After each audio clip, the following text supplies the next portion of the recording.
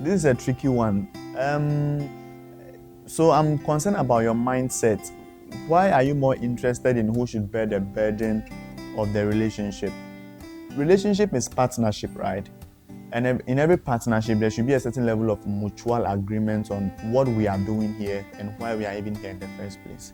If it's about partnership, then I think both the left and the right arm must come together to give their all if they want to achieve the results that both of them have agreed to achieve at the end of the day. So it's not really a matter of should a man bear more burden or should a woman bear more burden. Both of us have been burdened. Both of us have the responsibility of keeping to the pace and the quality of the relationship. That means if the relationship is succeeding, both of us are responsible. If the relationship is failing, both of us are responsible.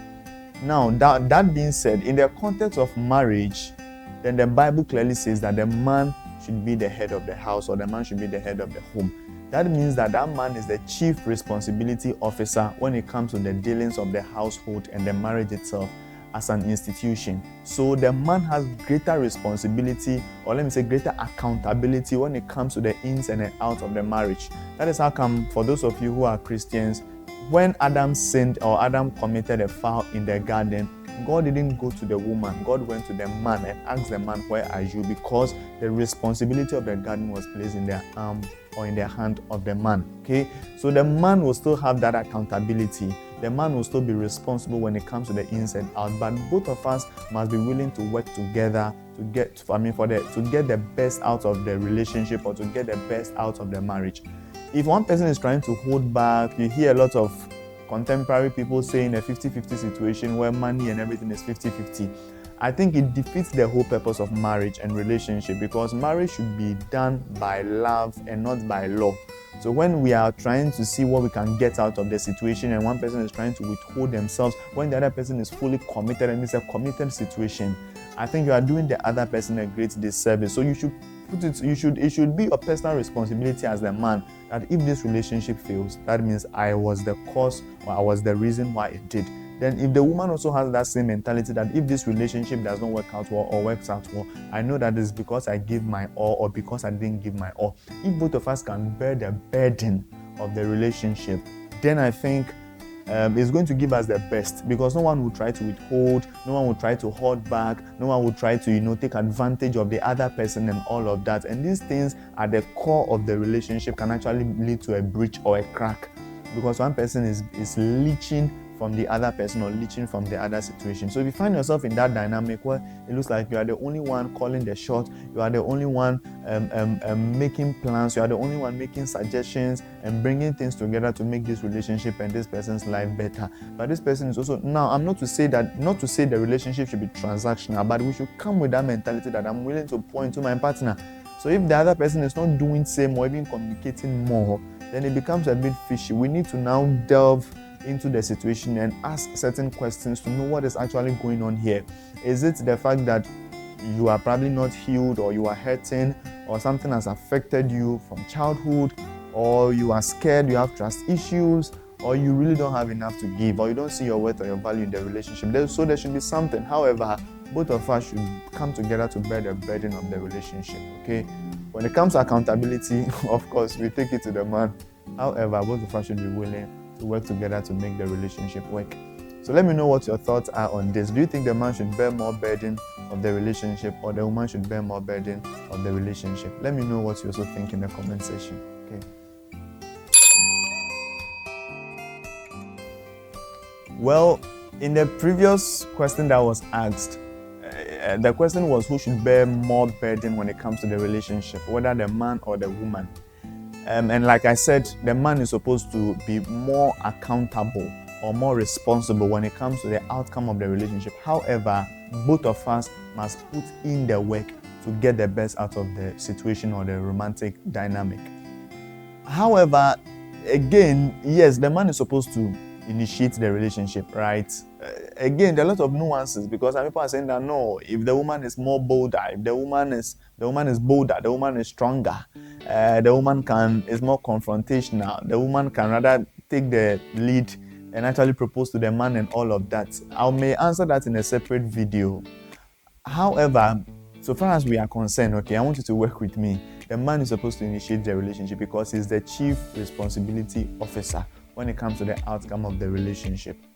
But as you know, there is a difference between you being the initiator of the relationship and you getting insecure in proposing to the lady. There are two different things.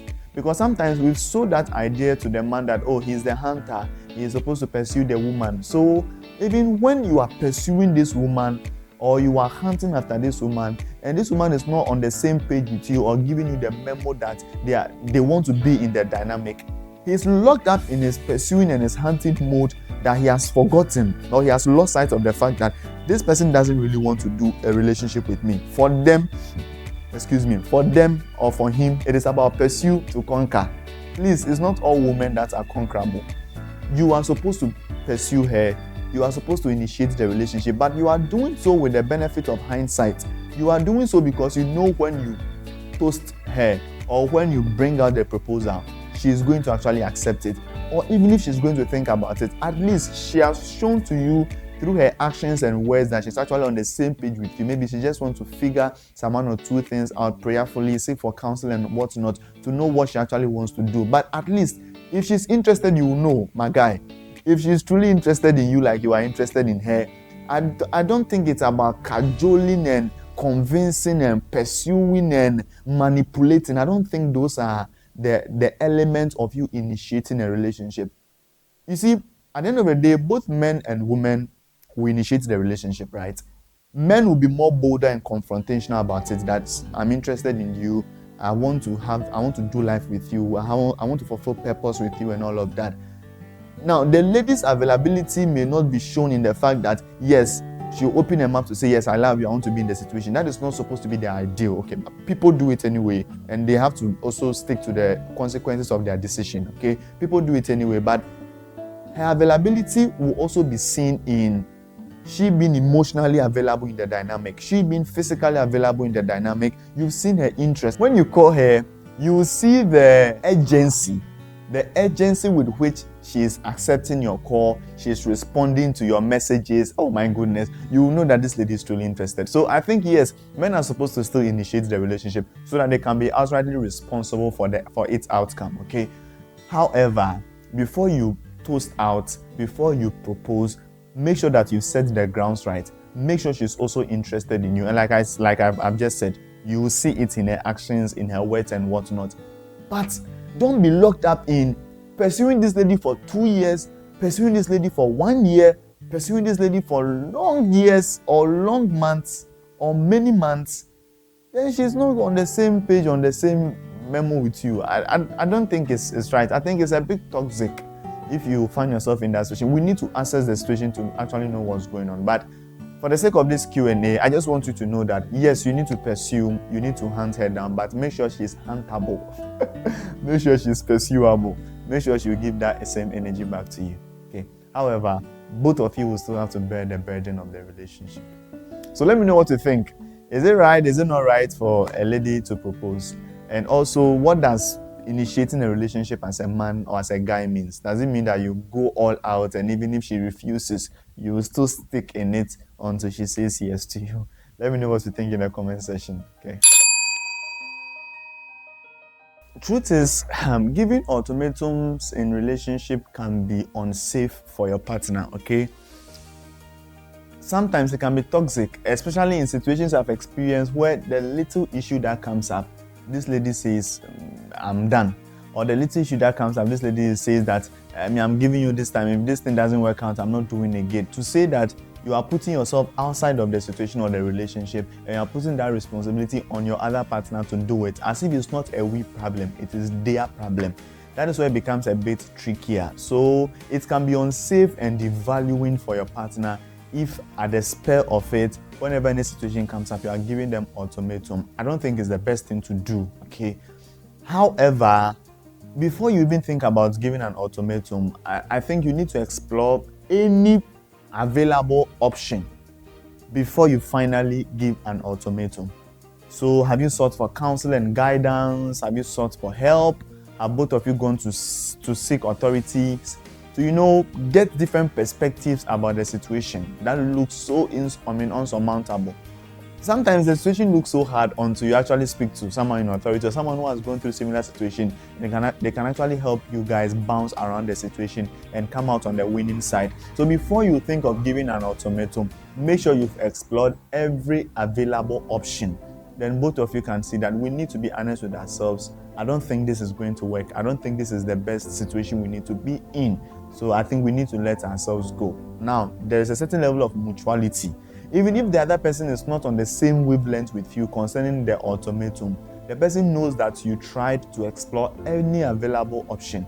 So say they are hurting, they don't want to seek for counsel, they have transparency and communication issue, they don't want to seek for help, they lie at you all the time, they don't want to do anything about it, only apologies upon apologies. You want to make sure that at least you've tried every available option to make the situation work, and both of you realize that it's not working. Sometimes they may not agree, but you know that at least you tried your best. At that point, yes, it is safe to give an ultimatum. However, don't make it so unsafe and devaluing for your partner where at the spur of every moment, you are threatening them with breakup, you are giving them a deadline and an ultimatum because of the situation at hand. It almost makes it look like you don't want to help them in the situation. So instead of saying go for counseling, you say let's go for counseling. Instead of saying you have a problem, you have to say we have a problem and I want us to deal with it together. When they see your involvement in the situation or in the dynamic, it goes a long way to help.